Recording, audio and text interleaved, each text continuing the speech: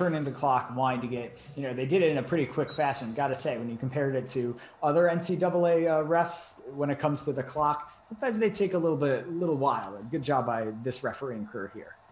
Joe Lee and David Ferrante going to lock up at 165. Lee cruised to a win at 165 to start things off against Matt Ortiz. He was bothered by Ortiz for most of it. They only ended up winning 5-2, only a regular decision out of it, but did control the entire match. Ferrante then fell to Ortiz.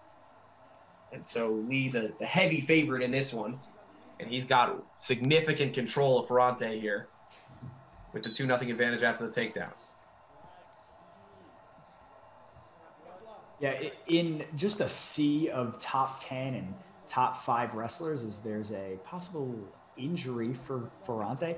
In a sea of top 5 guys, Joe Lee is kind of under the radar as far as, as far as you can be under the radar as the number 7 wrestler in the country. He looked really good earlier in his match against Ortiz, and starting out strong and aggressive against Ferrante, who looks like having trouble with his shoulder.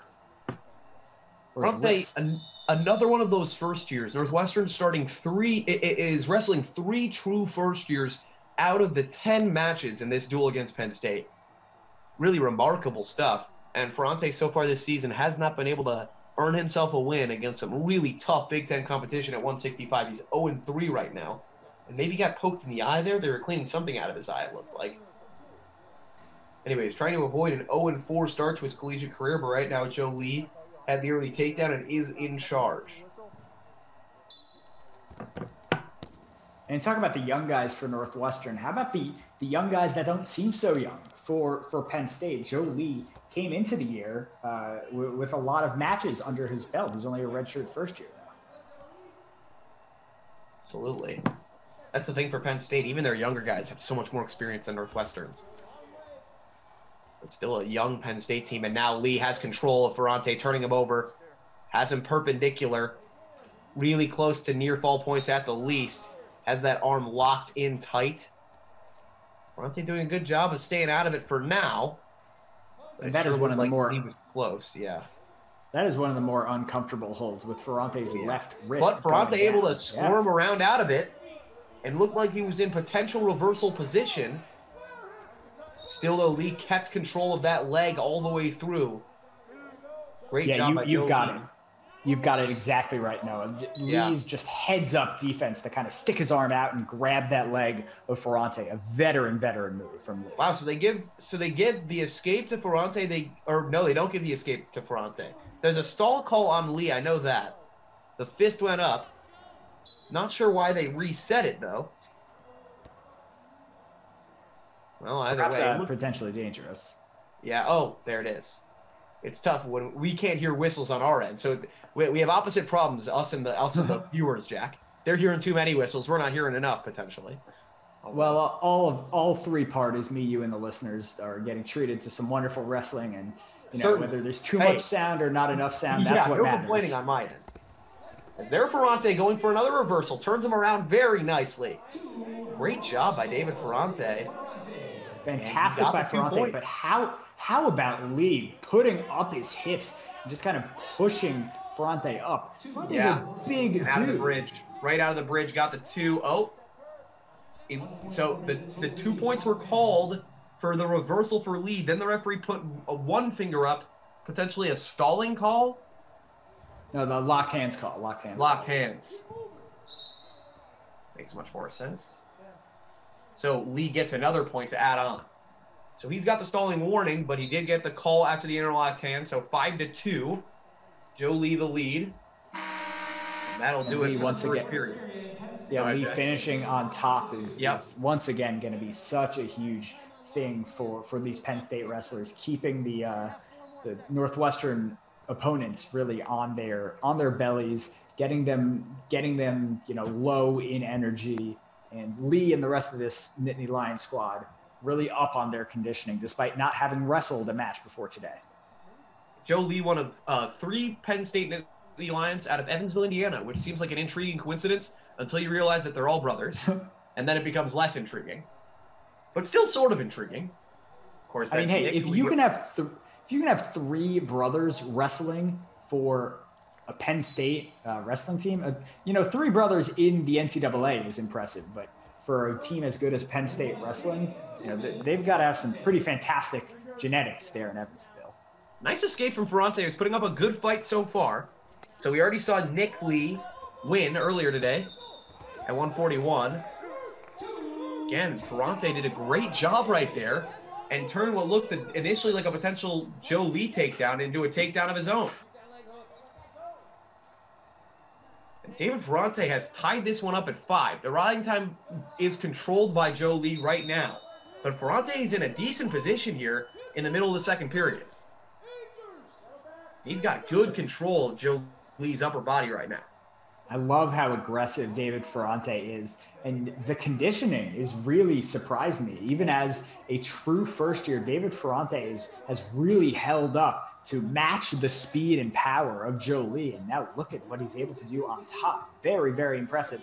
Remember before, Joe Lee was able to kind of push Ferrante up, and now Lee is absolutely stuck. Although it is stuck in parallel position, so probably not going to be a pin anytime soon.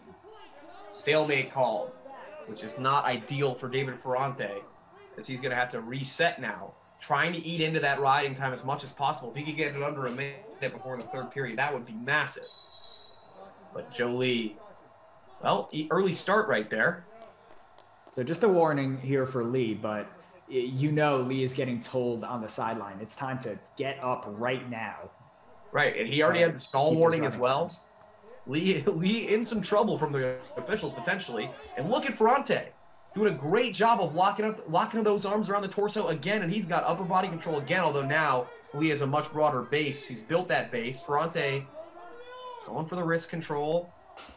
And look at that, he's got him right back down. Yeah, taking the risk, plus he had kind of a figure 4 before with his own legs. A move, I think, trademarked really by Michael D'Agostino. And now you did probably not mention... trademarked by him, but... Yeah, probably not. There are a lot of really smart economics students here at Northwestern, but back to this match, Ferrante is doing a really solid job, even though you mentioned Lee has that base. Yeah, so the stall on Ferrante there. So Ferrante, he's got each have the stall warning now. Oh no, it may have been Penn State who got the stall call.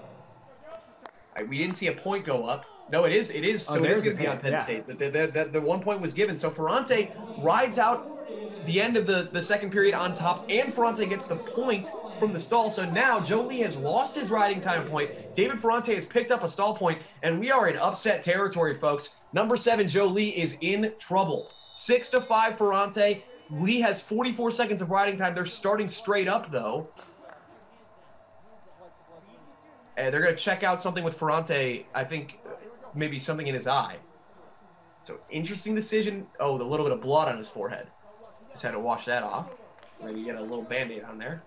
Yeah, have to drag Ferrante off the mat. A huge opportunity here. Could be the win of a career in his first year. Ferrante looking for the first win of his Northwestern career, and it would come against the number 7 wrestler in his weight class. 6-5 Ferrante. Lee needs a takedown. Ferrante doing a great job of playing defense right now. Lee had controlled this one early in the first period, and since then, Ferrante has just battled his way back into it, and now has the lead, but Lee swooping around the outside, nearly had the takedown. Ferrante did a great job to lock him up from the backside. And now Ferrante looking like he's about to secure a takedown. Yeah, a bit of a mistake by Ferrante trying to get the takedown, and Lee was able to counter, and another mistake, Lee with another nice counter. And now Ferrante in trouble. He has to get out. He has to escape before the riding time gets up to a minute. If Lee can hold on to him for another 6 seconds, which is looking likely, that he's got the riding time point secured, and Ferrante will need a reversal or a takedown. Great job by Joe Lee to keep David Ferrante on the mat. Just trying to snuff out this upset attempt. It's been a heck of a match between Lee and Ferrante. Two guys going back and forth. But time is running out for David Ferrante now. Joe Lee has nearly locked up that riding time point. Essentially up 8-6. Ferrante needs a reversal or a takedown, and he needs it quick. Lee had those hips high. He was really pushing Ferrante down with his shoulders. Extremely uncomfortable. Good job, though, by Ferrante to get out of it. And still down, though, a point. He needs a takedown right now. Yep. It says 7-7 on the scoreboard, but the riding time point is locked up for Joe Lee. Ferrante needs a miracle takedown in the last 15 seconds of the number 7 wrestler to try to secure a win here at 165. Ferrante maybe going to have one more shot attempt. He hasn't even really taken one. I think he might just be out of gas, Jack. It's a heck of an effort regardless from David Ferrante as time expires just as he goes for that last shot. Heck of an effort for David Ferrante, but Joe Lee just able to fend him off at 165 for the regular decision victory, 8-7. Man, did David Ferrante make him work for that one.